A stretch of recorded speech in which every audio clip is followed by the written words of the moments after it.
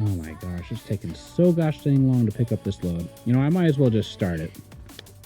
I can't sit here for 30 minutes in absolute silence. That'd be absolutely insane. I can't stand that anymore. All right. So, I was actually driving today.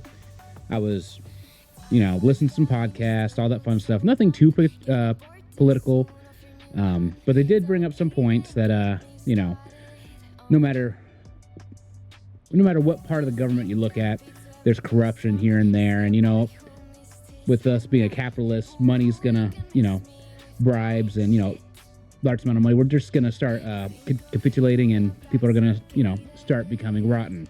Now, there are a couple things we can do about that. Obviously, some offices have term limits. Some do not, because they think, like the Supreme Court justice, once you're on for life, unless you get, in real big trouble. But, all that means is you can keep taking money to be corrupt if you so desire for life, and as long as you're not found out, you're guaranteed another term because, hey, it's for life. So I am for one, no matter what seat of the government you may be in, whether it's, just state, city, whatever, even like, county, whatever level of government it is, there should be some sort of term limit just to mitigate the potential of corruption. Now, one of the people I did talk about, and they're not particularly political either, they did have an interesting idea where, let's say, if you want to run for president and you win, you run for one term or two terms, whichever, and at the end of it, you got to get executed, because that way no one's going to run for the office and abuse it, because, you're not going to get any monetary gains or anything like that out of it. You're just going to do your service as is expected in a public office, and then you're going to no longer become a burden on the country, and you're not going to make dumb decisions for the country either, because, you might be kicked out a little early, so to speak.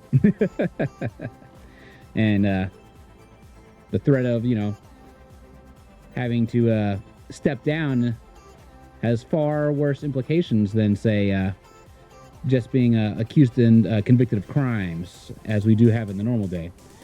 I do believe there should be either an age limit, and that's an upper age limit. The lower age limit should be lowered, because, let's be honest, most of the people right now that are in public office and have a decent amount of power, they're, a little older.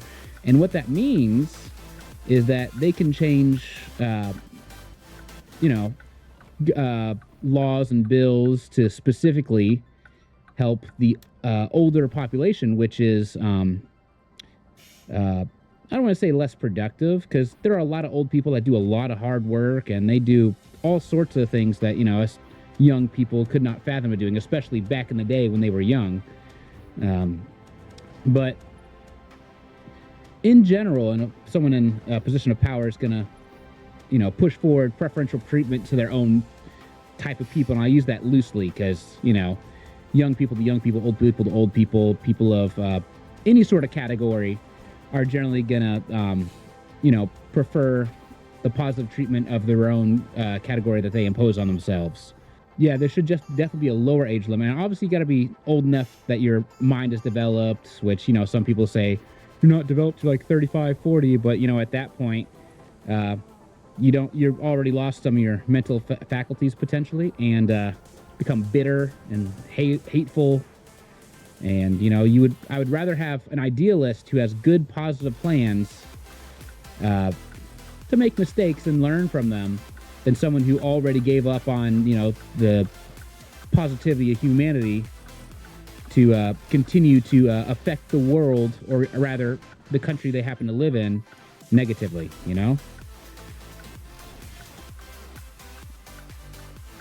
So,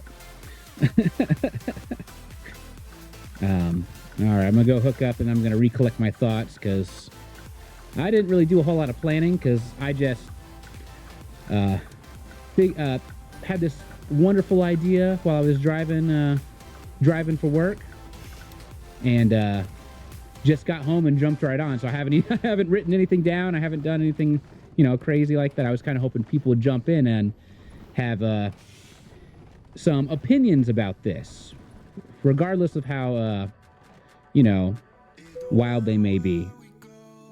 And let's get this show on the road. Let's see. Last I was talking about, I talked about lowering the minimum age limit, but I think we should also impose an age limit on the upper end of people who hold office. Because let's be honest, we got some ancient people working for us. Some ancient people. We're talking like 70s, 80s, close to 90s, and these people, while I can't necessarily say they have bad intentions or anything like that, they definitely don't have the public, the greater percentage of people's best interests at heart, simply because they happen to be the on the far end of the age spectrum, and they're going to benefit themselves more than other people because they're at the end of their life. They can put some money in their pocket and maybe set up their families or people that have been help them out. In addition to that, as you get older, you get some trouble. You get some complications.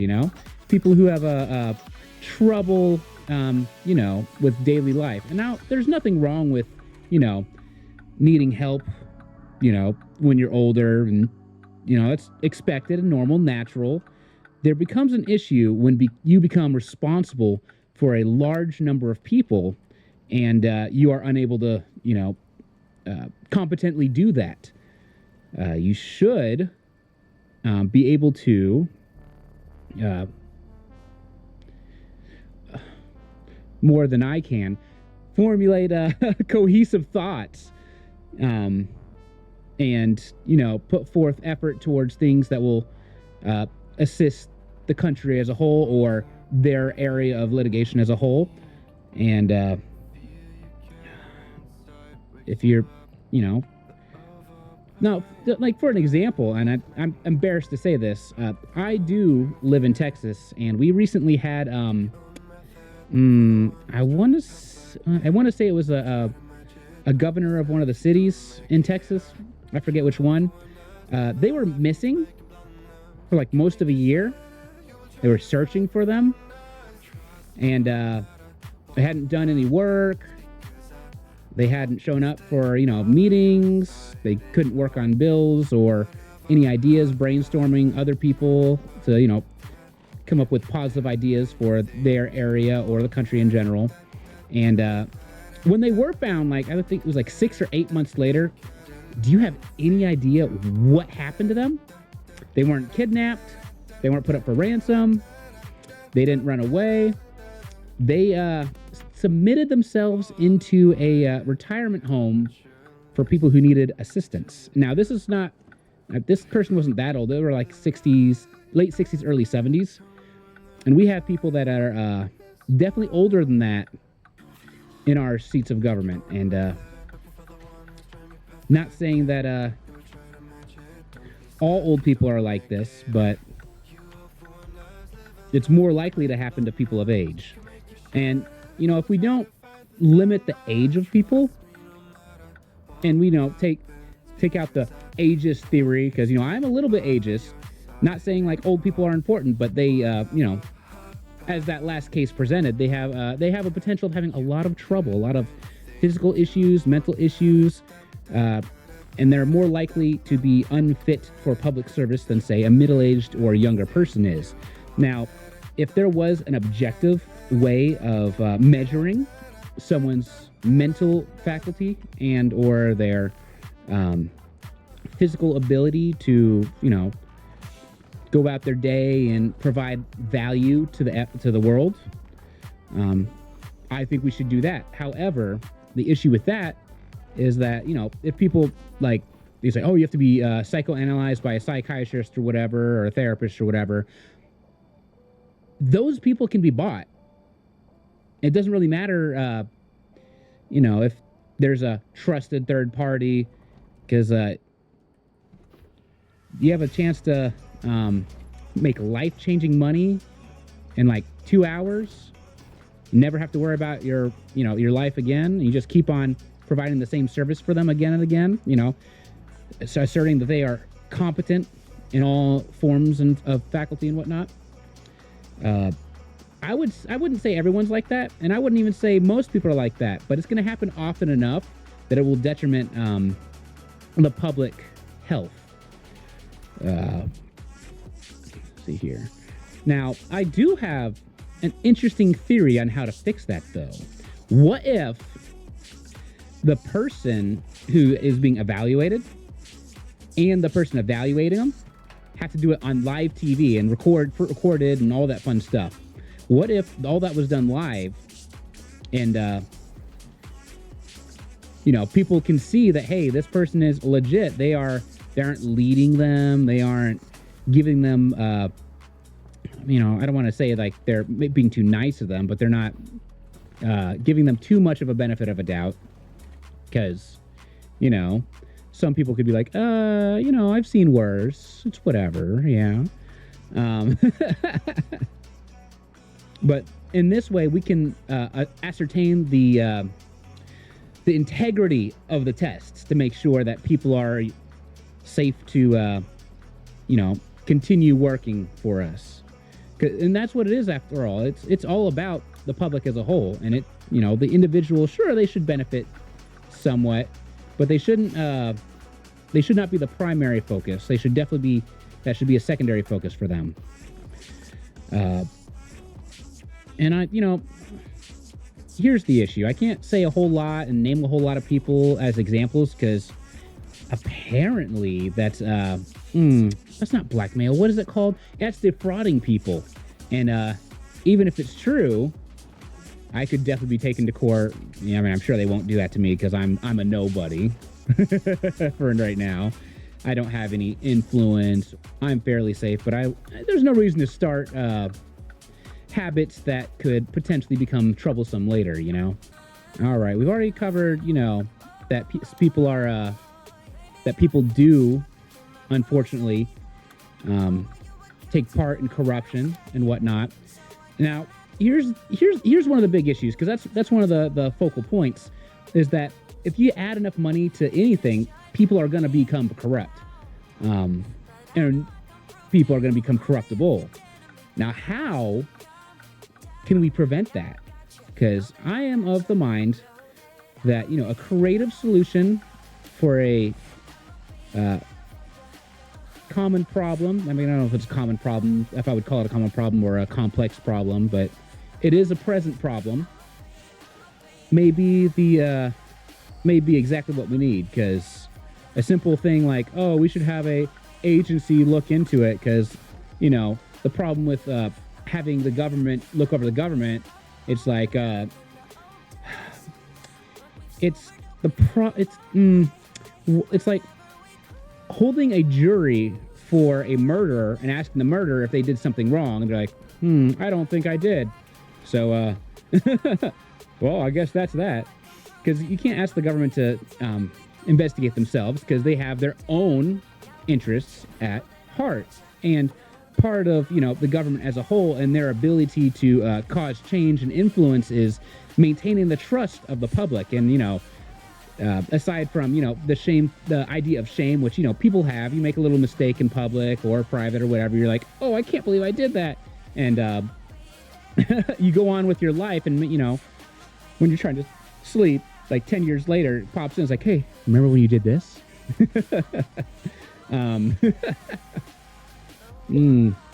But yeah, shame is an important thing. And that's right. We need complex problems solving for this issue, because there's no one thing that can fix it. Because, like, hey, let's if we can't have the government check themselves, let's create a private entity to do it, which theoretically could work. However, it's just once removed from the problem.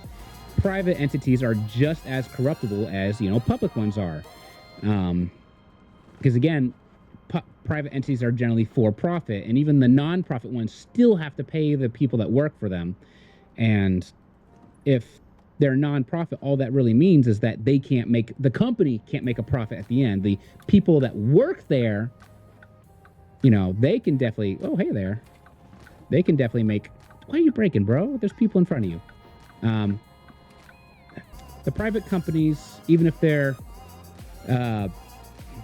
non-profit, still require income to pay the people to work that. Because let's be honest, you can only do so much things for charity before you can no longer afford to live yourself. You have to have some sort of compensation in order to do these humanitarian acts.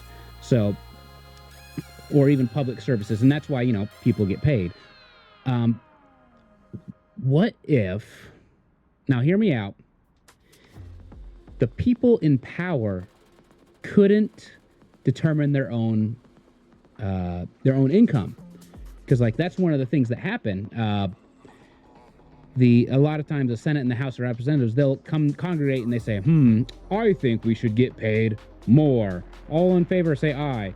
Aye. And, voila, they get a pay raise with no real oversight. So what I think is they should have to make a bill, introduce a bill, but one that is directly voted on by us, the common folk, not by other representatives or something like that. Because let's be honest, they're working for us, right? They're supposed to be working for us, assisting us in our best interests. So we should be able to reward positive change, right? I have no problem with them getting more money. I just think they should, watch it, buddy. They should have to be doing the work and affecting the change that warrants the increase in pay. Let's see here. Let's take an example. There's been a couple people in office that decide, hey, I'm going to run for a higher form of office. Now, this happens on all parts of the ladder here. They let's just say they work for a city inside of a state, and they're like, I don't know, a big wig for that city. And they decide, you know what? I think I'm going to go for county, or rather state. And they make all these promises that they're going to do this and that and the other thing. And, the people that actually have affected change, I think they're very well qualified and should earn those higher positions. However, there are a lot of them that make promises, don't keep them, run for a higher level of office, make more promises, still don't keep them. And so they basically get more power and more responsibility and don't do anything with it to our benefit.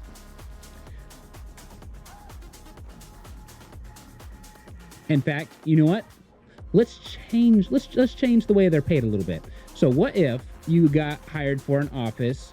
It doesn't matter, how long you've been a public servant or whatever. Once you reach that office, that's the pay rate you get, right? You get paid a specific starting one. So let's say someone's been in office for 20 years, hypothetically, and they were doing good stuff and they decided to retire. And so they retire and they're gone. The next person that fills that spot shouldn't get paid what that person who's been there 20 years should.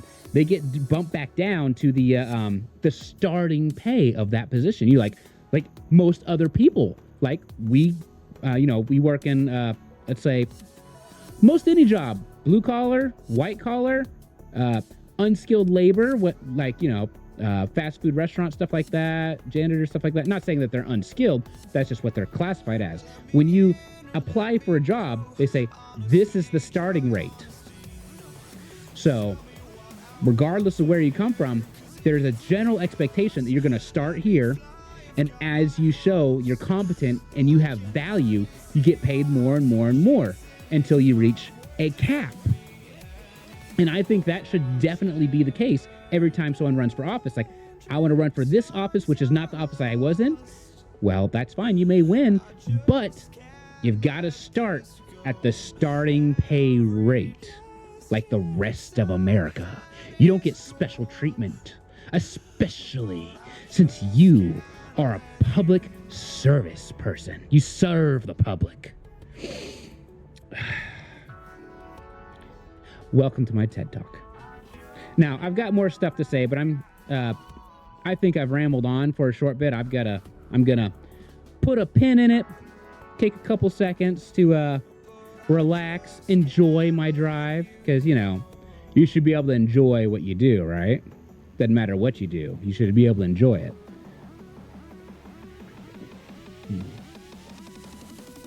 Oh. What if... Now, there are a couple things here, and I'm thinking about the ability to prove someone is worthy to, fill a role, So, like, they decide they are gonna run for an office, and, like most jobs, you apply for it. There is a skill set expected of you, and you should have to prove that you are able to do those skills. Now, in addition to that, your work history is normally pulled up. So if people are applying for a public service position, such as a position in office, we should have the access to their full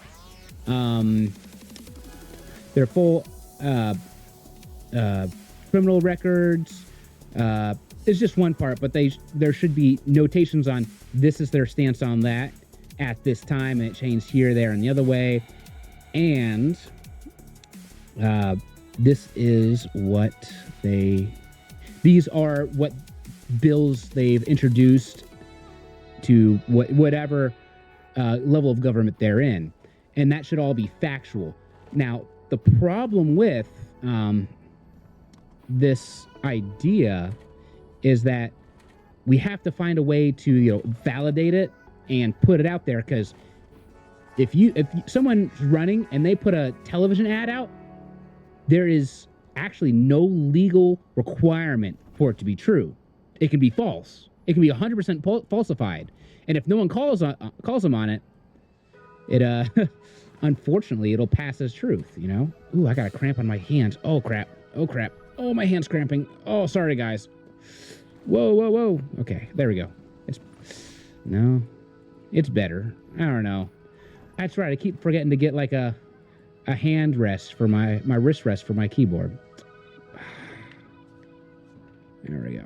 I mean, that's kind of what happens when you're gripping a steering wheel for 11 hours, and then you come home and you have your hand in one position pushing buttons, All right. So I was talking about... oh, that's right. There's no legal requirement for all to be truthful. So let's just start with a bill that, people running for office, or, not even people running for office. If there is a commercial on any form of media, whether it's, poster board, on the radio, or, like I said before, the television or a streaming service or whatever, there is a requirement for it to be 100% true and not ambiguous, like saying this might happen. You can't claim ambiguous things. Now, the problem with that is I doubt that bill will get, I doubt that bill will be passed because too many people benefit from being able to falsify stuff. But, that is one of the things that need to change. We need to be able to advertise people factually. Yeah, we should be informed people, which leads to another thing. Where do we get informed at? How can we, as the public, research things in order to make a positive informed decision about, well, anything. A lot of things, whether it's a news outlet, visual media, or air media or anything like that, a lot of it is tilted towards a purpose, tilted towards what they want you to think, whatever that group is. So, like, let's say there's a story. Actually, I don't remember exactly where this happened, but there was a I forget if it was a robbery or an assault or something. Anyway, something happened. Someone got beat up, and the media went all over it, saying, "Oh, this is a hate crime. It's part of the KKK doing this." And when factually there were no KKK members, and I hate to, bring any sort of profiling here, but not a single white person was in that particular thing. And I say that with the knowledge that this is not really a positive way to say that, but I don't know any other factual way to say it. And the media jumped all over it, saying, "Oh, this, all this." They sensationalized it because they want you to pay attention to their output. So that was not even like a politicized thing. It's just straight out false. So you would be riled up and, spread their word. There has to be some sort of a not recompense. What is it when you have to be responsible for that which you should have to be responsible for that which you put out in the public, right? Because there's no reason to be spreading false ideologies for your own benefit. Because, I don't know if it's considered this, but I would consider it fraudulent. Because, you're spreading false information to receive monetary gain, even if it's indirectly. I think that's where I need to be. All the way over there? That's a weird spot to be, but whatever. Oh, it's probably because it wants me to turn in here. All right, just a couple more feet. Come on. There we go. All right, where do you need it? Oh. Okay, that shouldn't be too hard. All right, let's do this parking real quick, and we'll get back into it.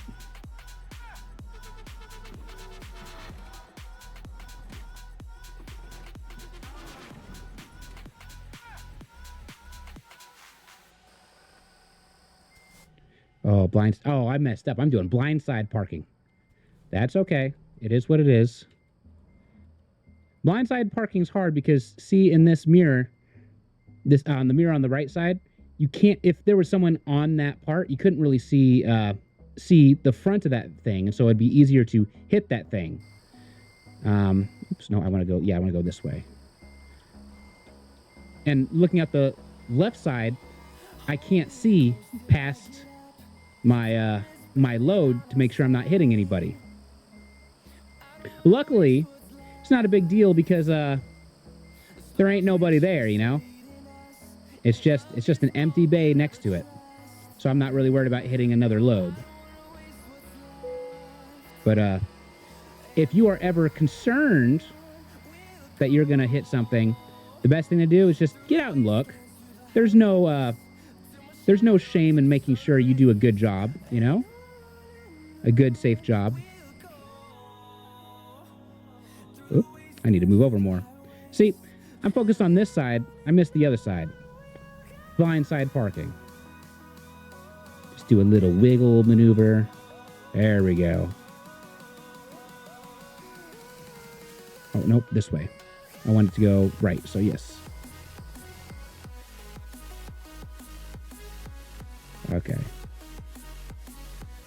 That's perfect. It couldn't be more perfect. See, now I'm tilted this way. I can't see out the right side at all. Downside of blindside parking.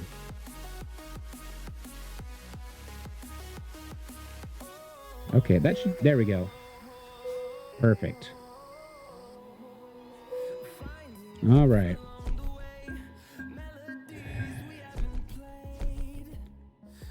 Oh, not enough to get another thing. Okay, what do we got here? What's here?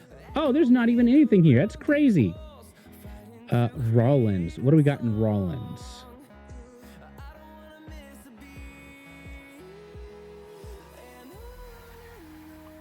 Rollins. Looks for Rollins. PQ.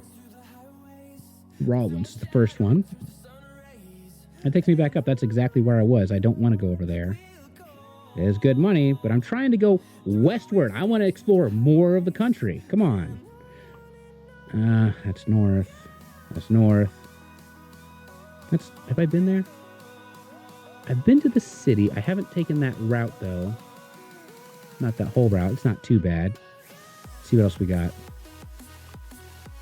Oh, whoa. Oh, that's all I got for Rawlings. Oh, crap. Oh, no. What does that say? Demure cars. That's funny.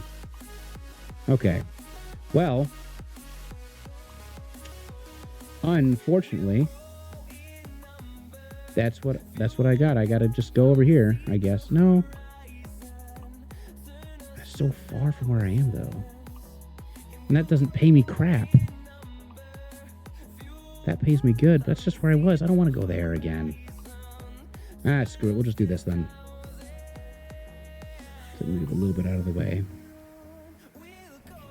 And there's a rest stop here. I'm pretty much, my person's tired, so let's figure that out. Let's get him all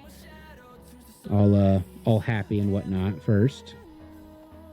And actually, I might have to look at the job offers again, because it'll be 10 hours. Maybe I'll get some closer job offers or ones that are better for me. All right. Okay. All right, let's get on the right side there.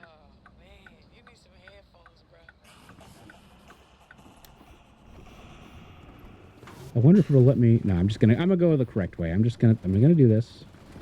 That's not an entrance right there. I have to go around. Mm-hmm.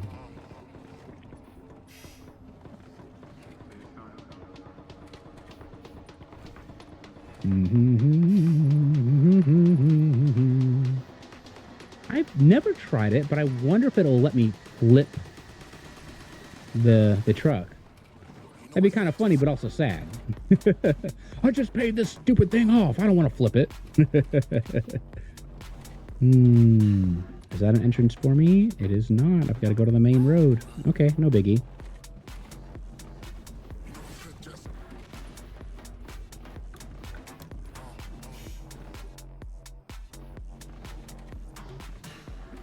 There we go. All right. I might as well fill up too, because no reason not to, right?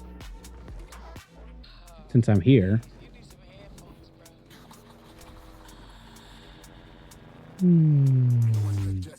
Okay. All right. Headlights are on. Headlights are on. Okay. Headlights are on. Okay.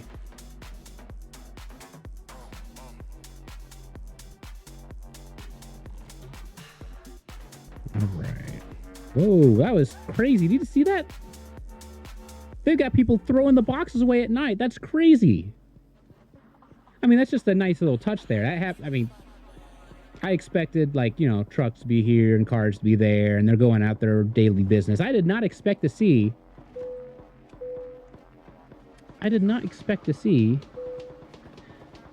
that level of detail put in here. That's crazy.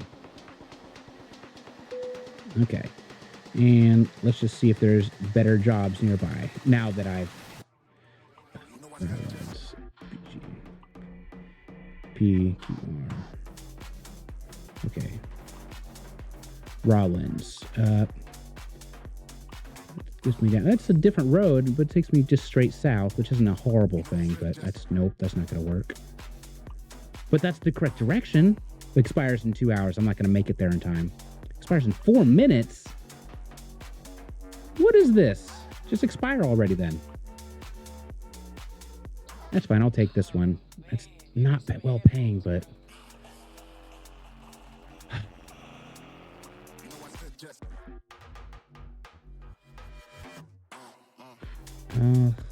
oh, please be something that. Oh, and that's Rock Springs. Gosh, dang it! I gotta take the stupid crappy one. All right. Okay. So now that I've done that, okay, I've got to exit here and take a right. Okay. Is it telling me to go back the same way I did?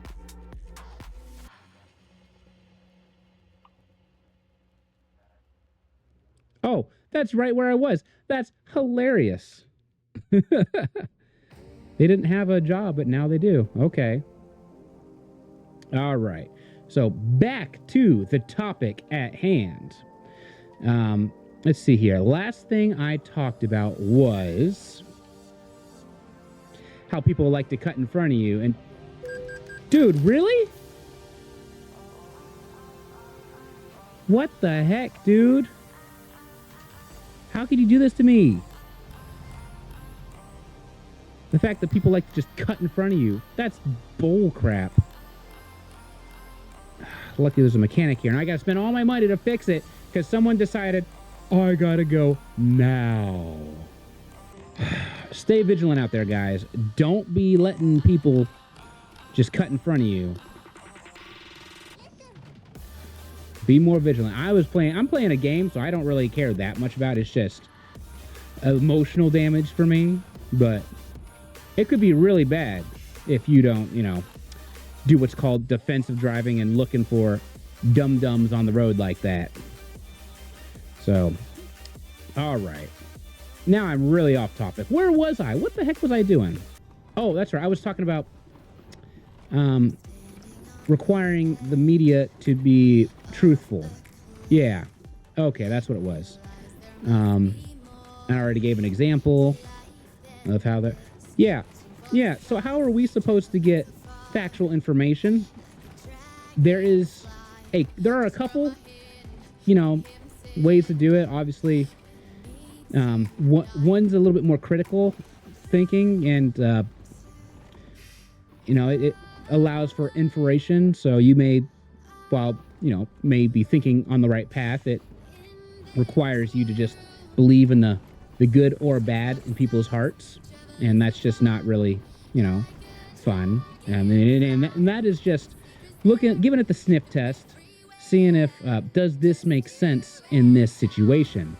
Like, for instance, let's just take, since I'm here and I'm not driving, I can actually have a decent conversation on this. Let's take, for instance, the banning of TikTok. Now, what is the real reason we're banning TikTok? One of the arguments that we're banning it is that it's a Chinese platform and they're stealing our data. Now, the thing about that is that we have Chinese programs that we use stealing our data already. And more important ones, let's say. If someone goes on Temu, they have your payment information. If they really want to be awful, they have your credit card information. If they just decide not to securely dispose of it, if they store it, they've got it. If they want it, they've got everything they need.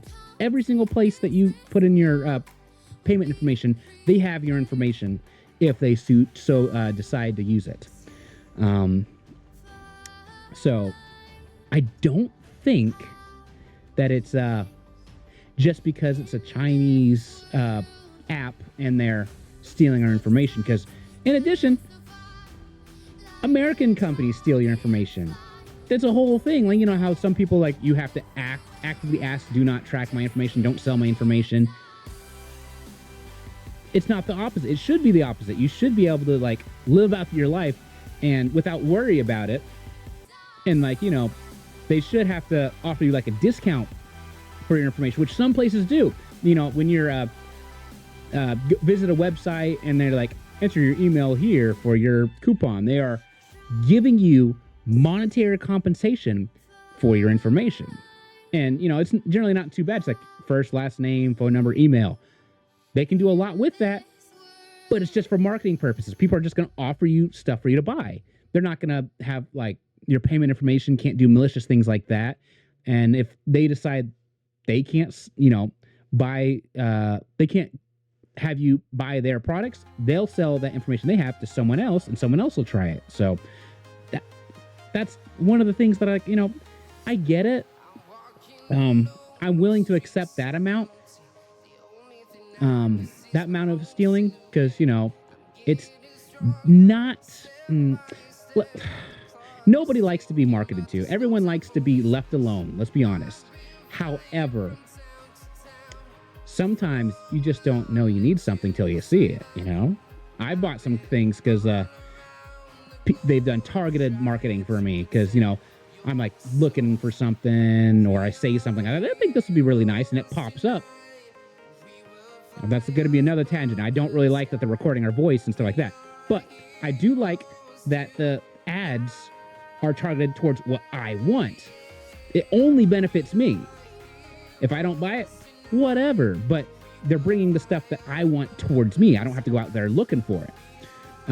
So that sort of information stealing is not the worst in the history of stealing. There are data breaches. People are if a company has your payment information and they get breached,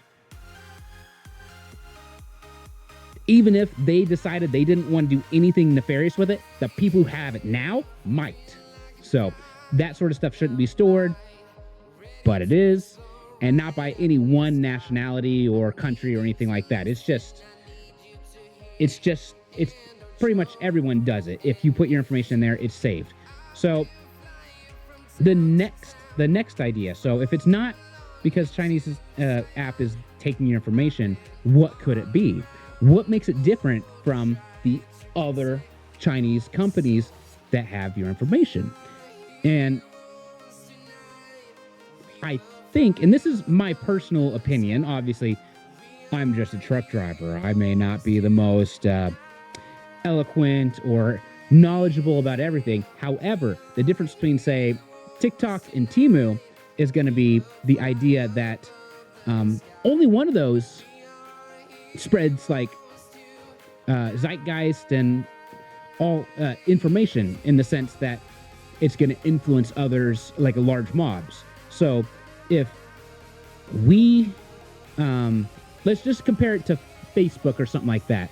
It's very knowledgeable that Facebook is under the thumb of the government. The government, decides, hey, I don't like this story, squash it, and it's squashed, stuff like that.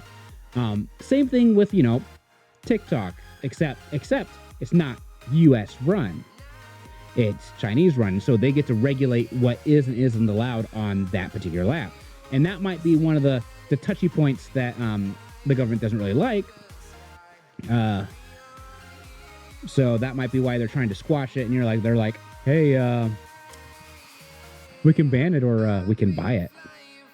Which makes no sense, because coming from the perspective of just business, like if you had two groups of people and one spends, let's say 100% of your revenue is in a pie chart. 75% is in one group and 25% in another group, and you had to choose one to lose. I'm willing to bet that you would choose to lose the 25% and keep 75%. Same thing with TikTok in China.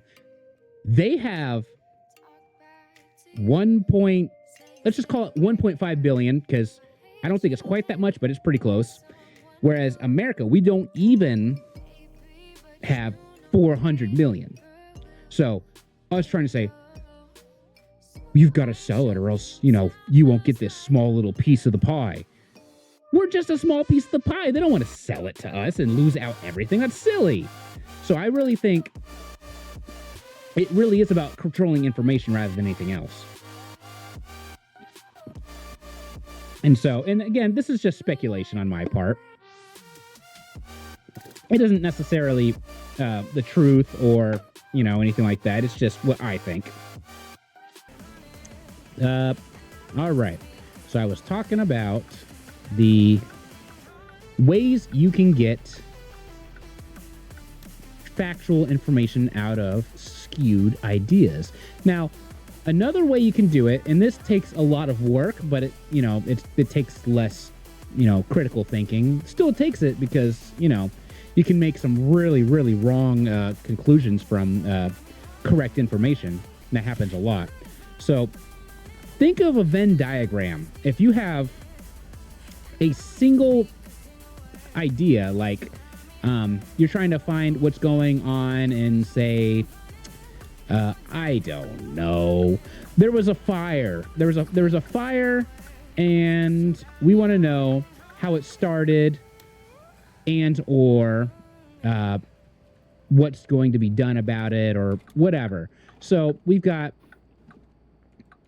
the idea of a fire, which is kind of philosophical if you really think about it in a cosmic kind of way. So you've got that. Come on, guy. Come on. There we go. And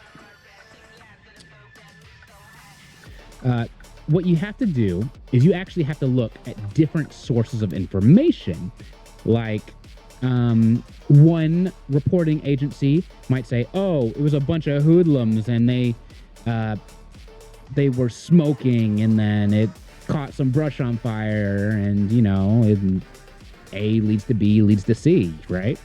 Another person would say, oh, it's an arsonist. There was this I don't know, there was a house nearby, or it was someone's land and they were really angry at that particular person or group. And so they started a fire and that's where it raged. And then, I'm sorry. And then another group might say, oh no, it happened naturally because, it's dry out and so on and so forth. And, I don't know, lightning struck even though it wasn't raining, but still people will say anything. But so you take those three stories and you try to find out what is it that you can get from that.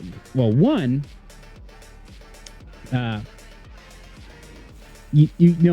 if we can look at the geographical location. If it is, well, let's just start with the setting. If the setting is summer or it is particularly dry out and you've got a burn ban going on and all that sort of stuff, it is safe to assume that whatever starts a fire can start it more easily, right? So we'll take that little bit of information from the one that's obviously wrong because it wasn't lightning, because that is factual information you can gain. You go to the other one, it's like, well, the area where they said the fire started, because you can actually tell. I'm not able to, but there are ways to tell where the fire started and how it spread and, stuff like that. And say, oh, well, actually, it started on the side of the road. So you can look at that like, So it wasn't like someone was arsoning this thing to, like, attack someone's land, necessarily, if the where it started isn't, like, on someone... Like, if where it started wasn't, like, next to crops or... on the fence, destroying someone's fence. And then you can take the third one, it's like, well, if it was dry out and it happened from the side of the road, what is it that happens on the side of the road that could cause a fire to happen? And then you can say, hey, wait a minute, hold on. I know. It wasn't hoodlums smoking and just being dumb. It was someone smoking, throwing a lit cigarette out the window and catching the side of the road on fire. So you take a little bit of information from each story and you try to build the truth from that. And, the situation I gave you wasn't really well crafted because it was definitely spur of the moment, and, it wasn't like an actual occurrence necessarily, but sure, it does happen. I've definitely seen fires on the side of the road as I'm driving by, and I'm like, whoa, well, that definitely happened from someone throwing some lit incendiary device, probably a cigarette, out the window as they were driving. But yeah, you can take a little bit of information, or if you have, let's just say there's a political thing, like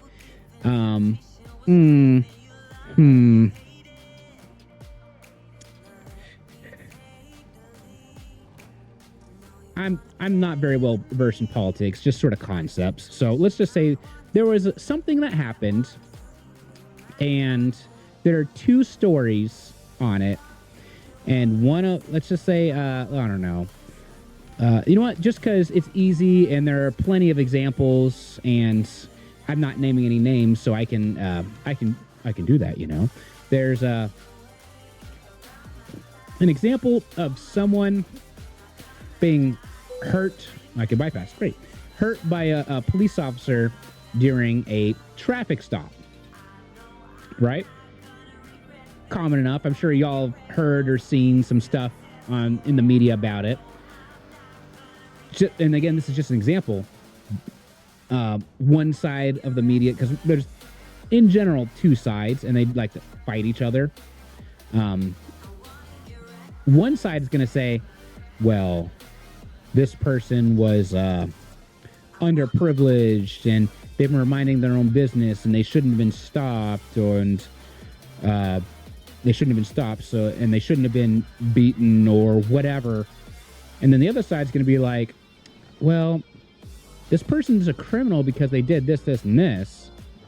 And, the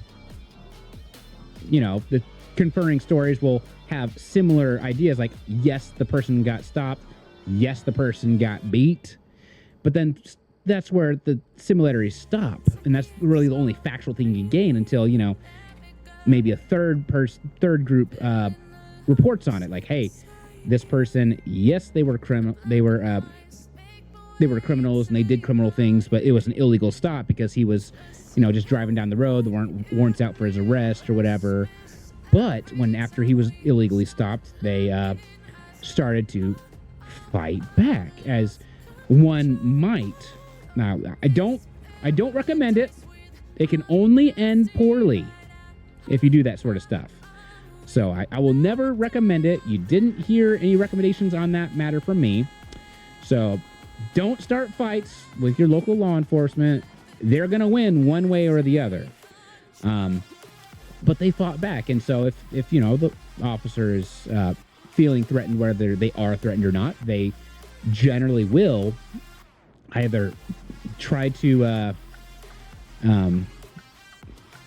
de-escalate it, or if they feel particularly threatened, like they've already taken aggressive action towards them, such as, like walking up, balling their fists, pulling out a knife, pulling out a gun, whatever, they may just jump straight to,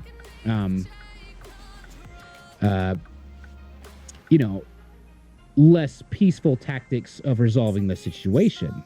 So, person wrongfully stopped, did have a record, but if they would have just calmed down and just let their lawyers take care of it, it would have been fine. But they freaked out and, became aggressive, so the cop retaliated, but way too much.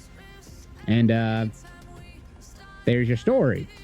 But the two sides will always exonerate one side 100%, blaming it on the other, when life just isn't that simple. There's nuance to it. There's cause and effects, and it builds on itself, and so on and so forth. So the information that you have to gather is extensive.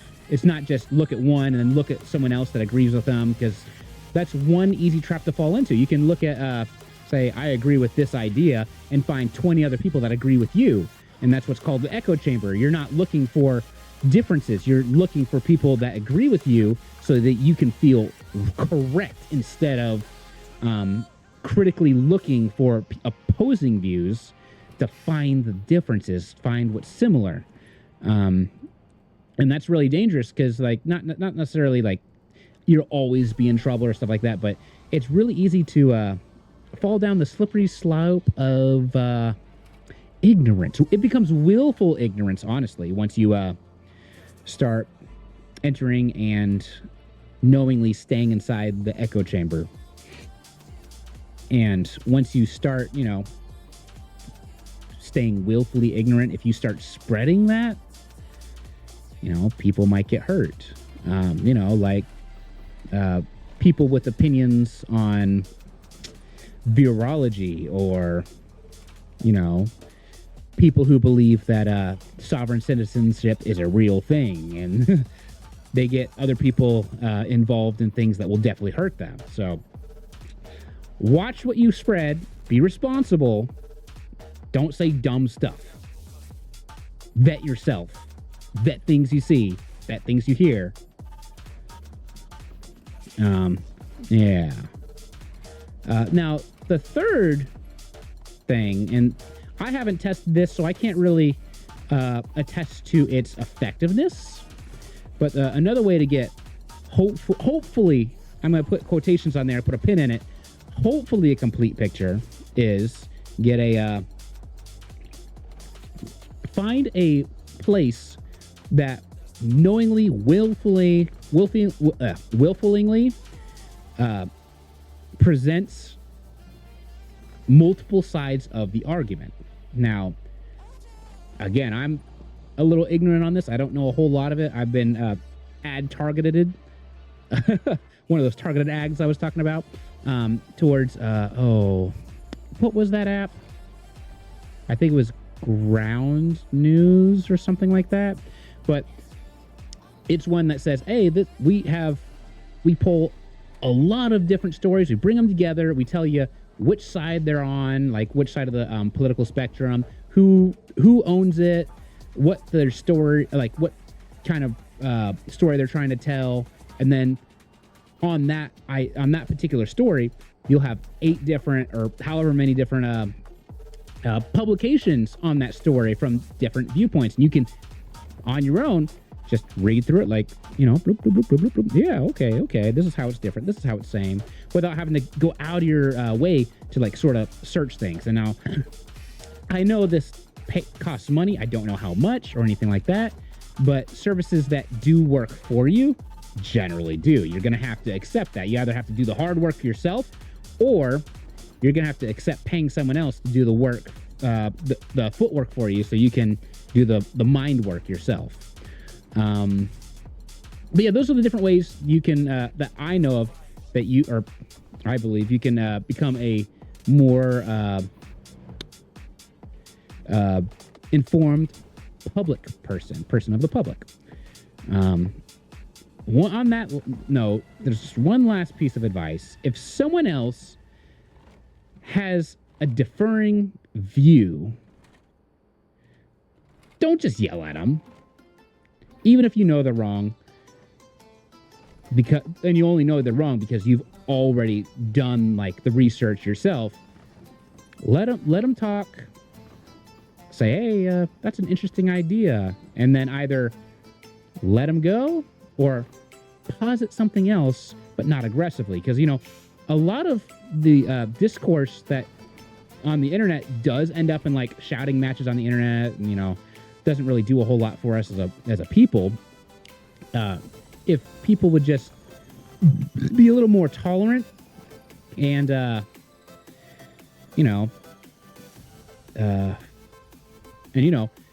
allow themselves to just talk to other people and experiment with ideologies and whatnot, people would become in general more knowledgeable and less ignorant. They would just be more well-informed people in general, just by exploring other people's viewpoints. And I'm almost to that stop, so I'm going to stop right there and get this loaded up before I start the next topic, all right? All right, we talked a lot about, some weird stuff and whatnot. Let's talk about theoretical ways to make the presidency a better place. I've already given that silly little lifetime servitude idea. So let's explore another one. So my personal problem with the presidency is that we spend so much time berating the two sides, the Democrats and Republic, berating each other instead of focusing on the positives on their own side. They're just worried about how can we defeat the person that they're going to nominate on the other side, instead of what's the best thing we can do for our American people. So the best way I can think of to positively change that is, what if, now hear me out, we had two presidents? Now, it has to be one Republican and one Democrat. Now, the reason for this is so that the Republicans fight amongst themselves and we find the most suited Republican to become president. And, we're going to vote for a Republican and a Democrat, because we're going to put our vote towards both sides as the public, as we should. So, we get, hopefully we'll get the most balanced on each side. Because let's be honest, no matter what side of the spectrum you're on, you don't want the crazy ones on your side or the other side. Because there definitely are. There's definitely some people that probably shouldn't have too much power or they'll abuse it. But even in the case, let's say there was a crazy person, and I use that term loosely because I'm not saying necessarily they've been diagnosed crazy by a medical professional or anything like that. I'm saying they have ideas that are more than likely detrimental to us as Americans. Whether it being the ideas to be aggressive to our neighbors or become isolationists, like pure isolationists, because that doesn't happen. That's how our economy goes. We got to have, trade with the other people, other countries. 35. Oh, because it's a mountain. Yeah, okay. I'll let the mountain slow me down. So even if there is one of them that are elected, chances are the other president will. The chances that we have both of them crazy is not very likely. But even if it did happen, they'd be crazy on the opposite sides more than likely, and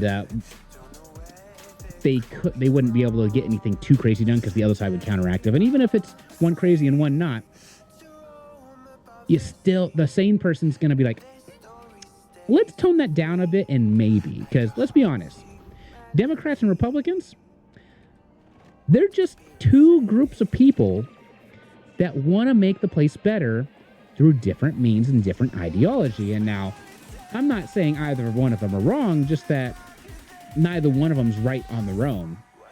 They need to be toned and tempered with caution or the lack thereof, because you can't make change like too sudden, like depending on what it is, but you also can't take for frickin' ever to do it. Even if it's just reacting to external stimuli, and someone wants to jump the gun and go full aggression, and one person's like, I think we should just talk to them. There needs to be like a mixed thing. Like we definitely have to like put our best foot forward and be friendly, but we also have to show that we mean business if you keep screwing around with us. So there needs to be like a concerted effort of both ideologies, just a little toned down in general, or ramped up depending on the balancing nature of the particular occurrence that we're talking about. Let's see here, and having two different presidents also means that once we get those two people elected, we'll be able to hopefully have a better dialogue between the two sides in order to advance our country as a whole. Because I'm kind of repeating myself, but it's still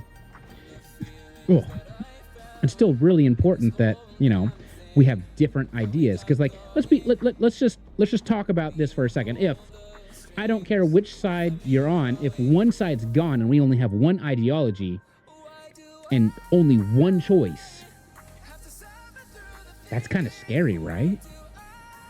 It doesn't matter if it's the left or the right, either one of them. If we only have that choice and that's all we have, and there's nothing to go against it, nothing to temper it, to sort of like give it contrast or anything like that, that's dangerously close to a despot or a monarchy or really anything that's really scary for us as public people, because that definitely doesn't protect our safety for sure. You know, we become a lot less safe when our choice is removed. I mean, hopefully y'all can agree with that. But yeah, and then there's another problem with just having two presidents. We have an even number of presidents.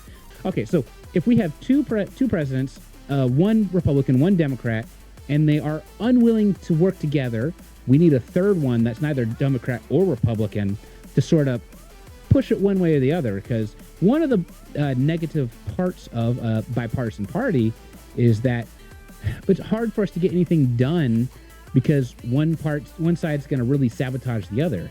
But if we have both parties like working towards together, even against each other, the third bit will at least be like a deciding factor. That's why we do rock, paper, scissors, best of three, so you can, you know, get a more knowledgeable, a bigger way to work around, think about, you know, eventually coming out on top. And I'm talking about us as a country, because, you know, obviously things can be bad, things can be better, things can also be worse. Even if he doesn't have total control or control on the other areas, such as the House and the Senate and the judiciary branch, he does have influence, or they, and hopefully in this case, they have influence on it. You know, we've got if it's a bipartisan, is it tripartisan? Is that what it be? The preferred tripartisan government would hopefully lead us in the right direction and whatnot. Now, one of the problems I have with the government, and, you know, this is not, I mean, I understand why they do it.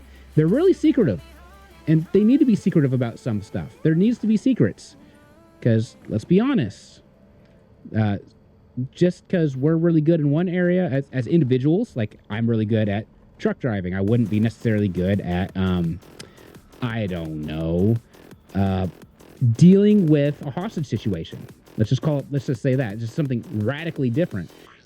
If everything that happened was broadcast to everybody, the amount of stress us as a people would have to deal with, just because, you know, we'd be knowing about it, even if we have no part of it, like, oh, this part and this other part of the country that, I don't know, 800 miles away, whatever, something happens here, I'm like, okay, it doesn't really affect us, but I had to hear about it.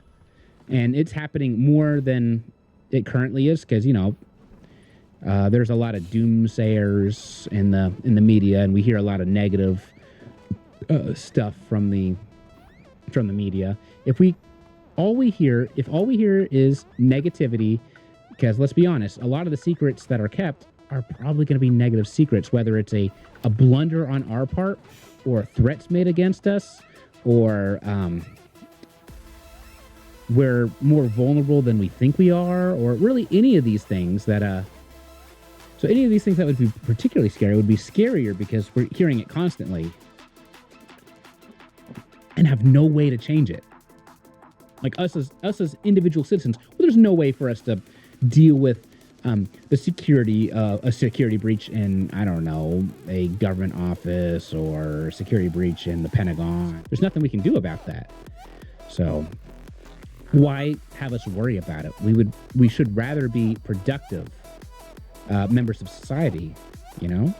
So I agree that secrets are important. I think some things shouldn't be kept secret, such as the, you know, the things that go wrong about the individuals that run our government. Because, like, hey, this person did this thing that could potentially ruin us, and if they didn't react promptly and properly to it, maybe they shouldn't be running that particular office, because at that point they're a liability. Like, those sorts of secrets, I think we should hear. I think we should know about them, because it directly affects us as people. We should be able to call into action the ability to regulate our governing bodies. And, we do theoretically, but we don't really use it. Like, I can sit here and talk about the things I think should happen and all that fun stuff, but if no one does anything, including me, like, I honestly don't feel like I can do a whole lot except, give ideas and whatnot, and maybe allow dialogue to help people become more critical thinkers and, make better choices. Like, that's really the extent that I can hope to be, especially with my lack of a platform. I don't really expect that to happen, but, I already kind of talked about it, but I think, how I said that we need to have like an age limit and, a test of, sensibility and, they have to be mentally and physically competent to serve. I think what we should do, we should start with a clean slate. Everyone in office, if you've been here more than 2 terms, get out of here. Come on, we don't want you here. We want some new information. We need some new blood here. Because if we have the same people in office for so gosh dang long, what's the chance that they're going to truly change their position and their ideology is going to change with the times? Like, do you, I'm not super old. I'm like a little over 30. My parents have trouble, dealing with the computer stuff. And I'm sure y'all have some parents that are kind of like that as well, and grandparents. Imagine your grandparents that have trouble, like, using current day technology for whatever reason in whatever application that seems like it should be obvious how to do it. Do you want people like that running your government? Like, really? Really, guy? Come on. That just doesn't make any sense. So let's wipe everybody out that's been here too long, because chances are they're too old and they're too stuck in their ways. We need young bloods coming in, and then not to start riots or anything like that. Pull in? Okay, yeah, I can pull in. Not to start riots or anything like that, but as people, we should be holding our public servants accountable. Now, I don't know if you know this. I forget what the issue was in Paris or whatever. I remember that there was an issue, and the public protested, and they actually brought a guillotine out in front of the official's house, just rioted with a guillotine just sitting there. They didn't use it or anything, but the threat of do your job or else is very, very powerful. Now, I'm not saying we need to threaten the lives of people or anything like that. I don't condone violence in that sense, but we need to be able to, as a country, come together and say, hey, this guy's not doing it. I don't condone violence or anything like that, but we definitely need to, as a country, be able to come over and say, hey, guy, you're not doing your job. We need to maybe give you a vote of no confidence. Let's get someone else in here that will do the job. And that's not to say they have a view that's differing from ours and they're passing a bill that's, differing from our personal view. But if, as a consensus, we come across the idea that the bill or the law that we're trying to pass, that person's trying to pass, is actively detrimental to us, obviously we should definitely do something like a peaceful congregation. Now, I'm not really sure what we can do to be peaceful, but also get our point across, because that's really what we want. We want to get our point across. We want things to change. We want them to change in the positive, proper way. And, that's what we want. I guess that's what we got to figure out. We got to figure out, what can we do to protest issues? What is it that we can do to protest negligence? Right? What is it that we can do?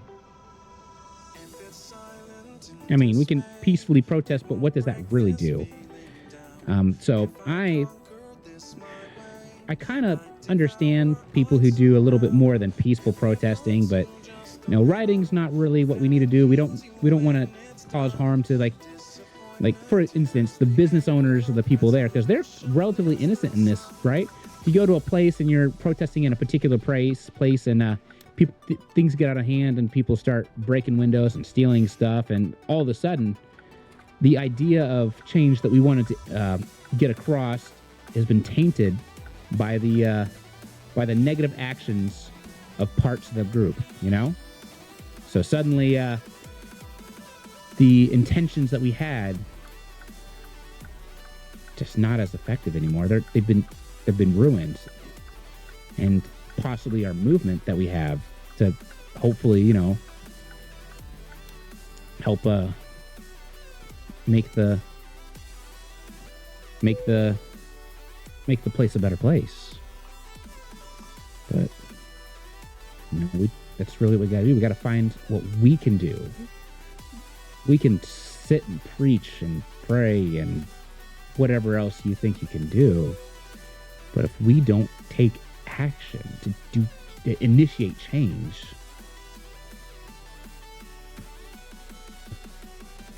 we're just as bad, if not worse, than the people we're complaining about, because we become complicit in the deeds of those that we allow. Anywho, thanks for joining me. I appreciate the lack of input. I was really hoping people had an opinion on these matters, but hopefully, even if people don't say anything to benefit the country, we do things. In our actions, we do things. We vote. We help inform people politely, correctly. We learn things. We become better people, and we take action to keep the negativity out of our country and the positivity in our hearts. Anyway, see y'all next time. Have a wonderful night.